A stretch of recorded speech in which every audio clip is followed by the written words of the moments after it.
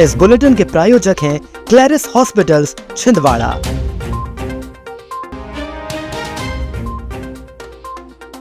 बिना पढ़े कैसे हुए प्रस्ताव पास, कलेक्टर के पास पहुंचा कांग्रेस पार्षद दल।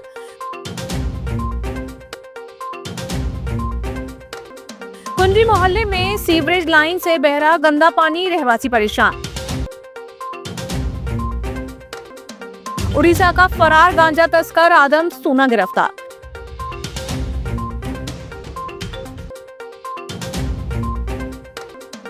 बदमाशों पर अब नजर रखेगी पुलिस की तीसरी आंख।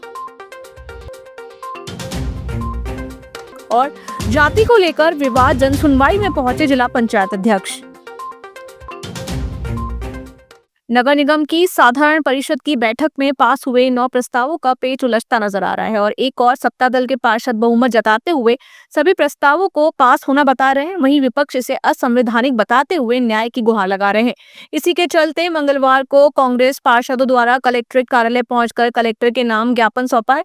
कांग्रेस पार्षदों का कहना है कि MIC की बैठक में पास 9 प्रस्तावों को साधारण परिषद की बैठक में रखा गया था।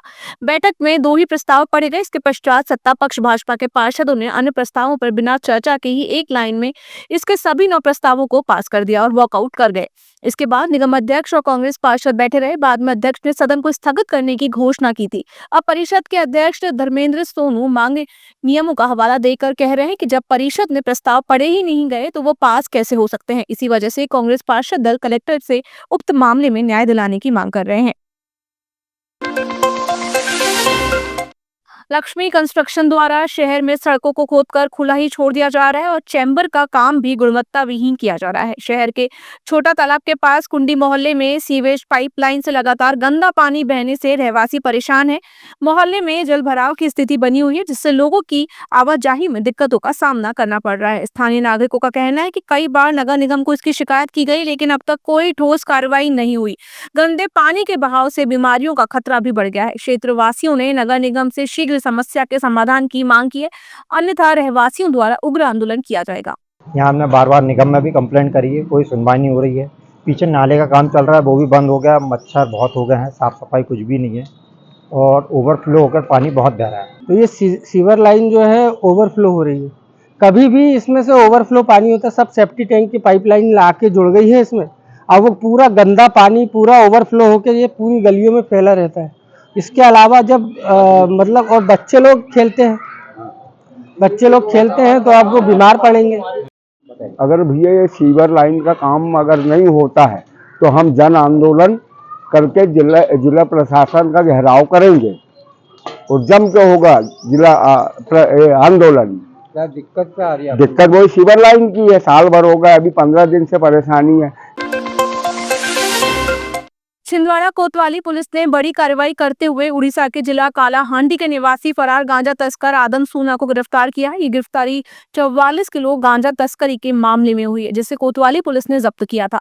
इस मामले में 6 आरोपी पहले ही गिरफ्तार हो चुके थे, जबकि आदम सूना फरार था। फरार आरोपी की तलाश के लिए पुलिस अधीक्षक अजय पांडे के निर्देशन में विशेष टीम का गठन किया गया एवं टीम को कालाहांडी भेजा गया। यह क्षेत्र नक्सल प्रभावित होने के कारण आरोपी की गिरफ्तारी चुनौतीपूर्ण थी। पुलिस ने लगातार 4-5 दिन विभिन्न स्थानों पर दबिश दी, जिसके बाद मंगलवार को दोपहर तलनुआ गांव मणिकेरा थाना M रामपुर उड़ीसा से आदम सूना को गिरफ्तार किया गया। पुलिस ने स्थानीय प्रशासन की मदद से आरोपी को हिरासत में लेकर छिंदवाड़ा ले आई है। उड़ीसा के कालीहांडी जिला है, वो काफ़ी नक्सल क्षेत्र है और वहाँ से आरोपी को लाना काफ़ी कठिन रहता है, किंतु हमारी टीम ने साहस का परिचय देते हुए और आदम सूना करके एक जो आरोपी है उसको गिरफ्तार करने में सफलता प्राप्त की है। आज हम उसको न्यायालय में प्रस्तुत कर रहे हैं। ये हमारे लिए एक बहुत ही बड़ी सफलता है, क्योंकि आदम सूना के खिलाफ 3 अपराध पंजीबद्ध हैं अलग अलग जिलों में और कईयों अपराध में वह संलिप्त था, किंतु वहाँ ऐसा दुर्गम क्षेत्र से गिरफ्तार करना काफ़ी कठिन रहता है, इसलिए बच जाते थे, किंतु हमारी टीम ने ये सफलता प्राप्त की। शहर के विभिन्न इलाकों में जन सहयोग से सीसीटीवी कैमरे लगाए जा रहे हैं, जिससे अपराधों पर पैनी नजर रखी जा सकेगी। पुलिस कंट्रोल रूम से इन कैमरों की निगरानी की जाएगी, जिससे वारदात के तुरंत बाद अपराधियों की पहचान और पकड़ आसान होगी। पुलिस अधीक्षक अजय पांडे ने जनता से दुकानों, चौक चौराहों और महत्वपूर्ण स्थानों पर कैमरे लगाने की अपील की है। सिंगोड़ी चौकी प्रभारी पंकज राय के प्रयास से ग्राम जमुनिया के हितेश साहू और पंकज साहू ने अपने व्यय पर सार्वजनिक स्थानों पर कैमरे लगाए हैं। जिला पंचायत अध्यक्ष संजय पुनहार मंगलवार को जन सुनवाई में पहुंचे। इसके लिए उन्होंने आम नागरिकों की तरह कलेक्टर से मिलने का रास्ता अपनाया। जिला पंचायत अध्यक्ष संजय पुनहार ने अपनी जाति को लेकर लगाए गए आरोपों को साजिश करार बताया। उन्होंने बताया कि बीते दिन कुछ लोगों ने कलेक्टर कार्यालय में शिकायत की थी कि वह अनुसूचित जाति से नहीं या गलत तरीके से आरक्षित सीट से चुनाव लड़े। इसके बाद भाजपा नेत्री ज्योति देहरिया ने भी ज्ञापन सौंपा था। पुनहार ने प्रशासन से मांग की है कि सभी शिकायतकर्ताओं को समक्ष बुलाकर उनकी जाति प्रमाणित कराई जाए, अन्यथा वे कानूनी कार्रवाई करेंगे। मेरे खिलाफ कुछ लोगों ने 26/3/2025 को एक शिकायत जारी की कि मैंने गलत जाति बताकर और चुनाव लड़ा, जिसमें डाक द्वारा प्राप्त हुई शिकायत के आधार पर जांच कार्रवाई की जा रही है। एक संवैधानिक पद में बैठा हुआ जिला पंचायत अध्यक्ष का पद इतना सम्मानीय होता है जिसको मीडिया में उछालकर उसकी बेइज्जती की गई।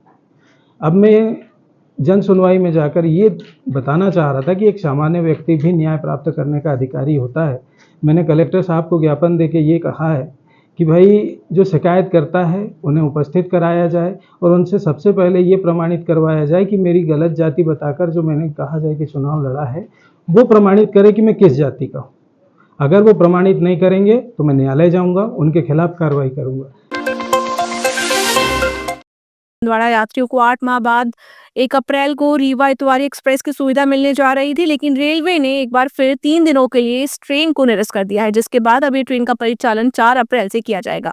रेलवे ने ट्रेन को अचानक क्यों कैंसिल किया, इसका जवाब स्थानीय रेलवे अधिकारियों के पास भी नहीं है। दक्षिण पूर्व मध्य रेलवे द्वारा जारी आदेश अनुसार रीवा इतवारी एक्सप्रेस का परिचालन 4 अप्रैल से सप्ताह में 4 दिन किया जाएगा। वहीं इतवारी से रीवा चलने वाली ट्रेन 5 अप्रैल से शुरू होगी। गौरतलब है कि रेलवे द्वारा 30 मार्च को आदेश जारी किए गए थे, जिसमें 1 अप्रैल से रीवा इतवारी छिंदवाड़ा इतवारी पैसेंजर का परिचालन किया जाना था। वहीं नागपुर शहडोल को पुराने मार्ग से चलाई जाना था, लेकिन 1 अप्रैल को अचानक रेलवे ने रीवा इतवारी ट्रेन को 3 दिनों के लिए निरस्त कर दिया।